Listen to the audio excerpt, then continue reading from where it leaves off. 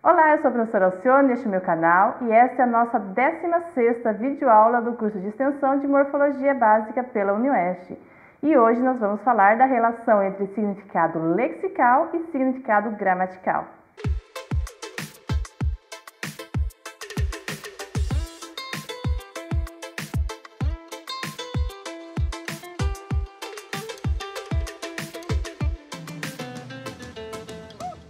E faremos a abordagem deste tópico com base em Maria Carlota Rosa, na obra Introdução à Morfologia, 5ª edição de 2008.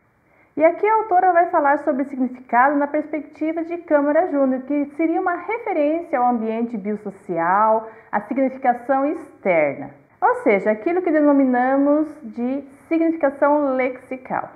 E nesse contexto, os nomes, ou seja, os substantivos, os adjetivos, os verbos e os advérbios se constituem então como palavras que sozinhas elas vão se referir basicamente a seres, qualidades, estados, ações ou condições que os afetam, como modo, tempo, lugar e outras circunstâncias.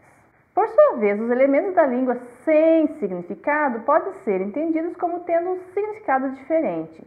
Por exemplo, um artigo, uma preposição, uma conjunção. São consideradas palavras porque elas têm uma determinada autonomia. Como a gente já viu em alguma aula anterior, o que Câmara Júnior diz que são palavras dependentes. Elas dependem do seu contexto para ter um significado, mas elas não podem, por exemplo, sozinhas constituir um enunciado.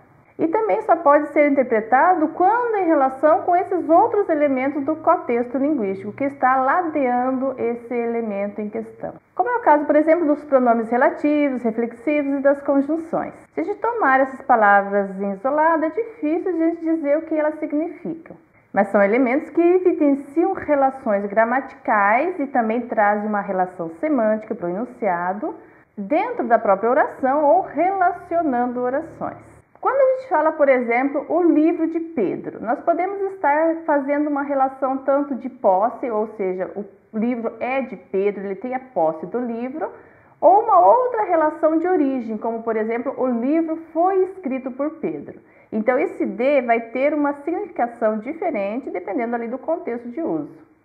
E quem é que expressa essa relação? É a preposição, ou seja, ela não é esvaziada de sentido. Agora vamos tentar tomar essa preposição de fora assim, de contexto e tentar mostrar qual é o seu significado.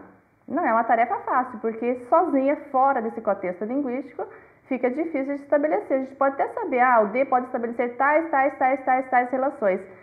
Mas a gente só vai conseguir saber qual é a relação de fato que está se estabelecendo naquele enunciado se a gente considerar o enunciado como um todo. Vamos aqui ver alguns exemplos e observando que em pelo menos 2 dos exemplos ela traz a preposição de com o artigo. Então, de com o, por exemplo, dá do. De com a, dá dá. Dá dá. Ela partiu de Paris, um movimento no espaço. Ela voltou de Paris, também um movimento no espaço. Sou do Rio, origem. Sou da mamãe, posse. Muro de pedra, matéria. Regimento de cavalaria, definição. Vou de carro, meio. Gosto de pizza, introduz um complemento de verbo. Morreu de parto, causa. De dia, tempo. Muito bem, então a gente conseguiu definir isso pensando ali no contexto linguístico, ainda que essas frases não estejam empregadas num contexto real de enunciação. Mas agora, vamos tentar definir esse de sem ter esse contexto linguístico mínimo. Quem é que consegue? Daí então é que surge a definição de significado gramatical para esses termos. E quais são os elementos que trazem então esse significado gramatical? As preposições, conjunções, artigos, pronomes, verbos auxiliares e verbos cópulas, ou seja, os verbos de ligação. E aqui a autora faz uma observação de que nós estamos fazendo aí uma análise bem simplificada, porque, por exemplo, nem todas as preposições podem ser analisadas como de. Ela traz aqui exemplo de ante, após, até, contra, desde, entre, perante, sem, sob, que se aproximam-se de advérbios. O contra, sozinho, mesmo retirado do contexto linguístico, vai trazer uma noção de contrariedade, de oposição. O sem, de subtração, de ausência. E dessa distinção entre os diferentes tipos de significado que a palavra pode expressar, aliada a características morfológicas e sintáticas, decorre então uma divisão das palavras em dois grandes grupos: as palavras lexicais e as palavras funcionais. As palavras que têm significado lexical, então, vão ser chamadas de palavras lexicais, palavras de conteúdo, palavras plenas ou ainda contentivos. Já as palavras que têm significado gramatical serão denominadas palavras funcionais, palavras gramaticais, palavras estruturais, palavras vazias, palavras instrumentais e funtores. Mas a autora observa aqui que, apesar desses termos serem relativamente sinônimos, eles funcionam sempre em parzinho, né?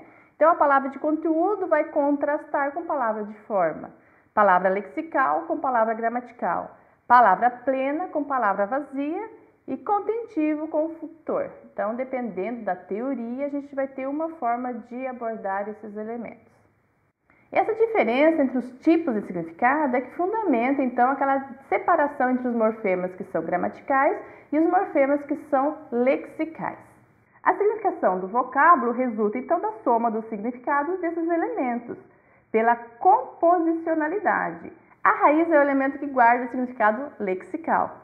As palavras que têm raiz são aquelas que, em geral, vão servir de base para a criação de novas palavras na língua.